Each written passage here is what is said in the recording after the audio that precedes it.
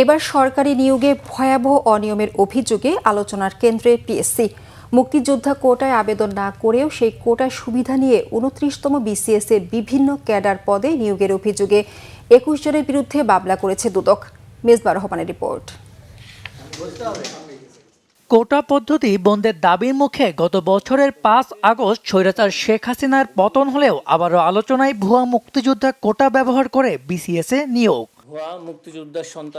এবার সেই ভুয়া মুক্তিযোদ্ধা কোটায় ২৯তম বিসিএস এ পুলিশ প্রশাসন সহ অন্যান্য ক্যাডারের সুপারিশপ্রাপ্ত ৬ জনের তালিকা প্রকাশ করেছে দুদক। এই নিয়োগের সঙ্গে জড়িত পিএসসির সাবেক সচিব ও উপসচিব রকিবুর রহমান খান সহ ২১ জনের বিরুদ্ধে আলাদা ৬টি মামলা করেছে সংস্থাটি। জনাব মোহাম্মদ মিল্টন আলী বিশ্বাস, সহকারী অধ্যাপক, রাষ্ট্রবিজ্ঞান, সরকারি কেশবচন্দ্র কলেজ। জনাব হালিমা খাতুন, সহকারী পরিচালক, পরিবার পরিকল্পনা, জেলা পরিবার পরিকল্পনা অফিস, চুয়াডাঙ্গা। নাহিদা বারিক, উপসচিব, বাংলাদেশ বন্ড শিল্প উন্নয়ন কর্পোরেশন, মতিঝিল, ঢাকা। জনাব রকিবুর রহমান খান, উপসচিব, বীমা উন্নয়ন ও নিয়ন্ত্রণ কর্তৃপক্ষ, সাধারণ বীমা ভবন, মতিঝিল, ঢাকা। জনাব মোহাম্মদ তোফাজ্জল হোসেন, উপসচিব, zonal settlement officer, Jamalpur zone. জনাব Khurshed Alam, police super, ৬ APBN, Mahalchhari, Khagrachari.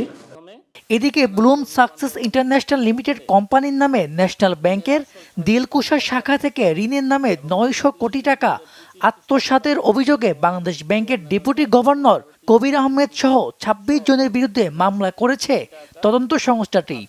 তিনি ঋণের সমুদয় অর্থ উত্তোলনের মাধ্যমে আত্মসাতের প্রায় ১ মাস পর বাংলাদেশ ব্যাংকের ডিপার্টমেন্ট অব অফসাইট সুপারভিশন বরাবর প্রতিবেদন দাখিল করেন। বর্ণিত ঋণসমূহ অনুমোদনের বিষয়ে পর্যবেক্ষক হিসেবে doctor Mohammad Kabir Ahmed, deputy governor, Bangladesh bank এর সংশ্লিষ্ট বিষয়টি অনুমিত হয়, যা তদন্তকালে আরও পর্যালোচনা করা হবে।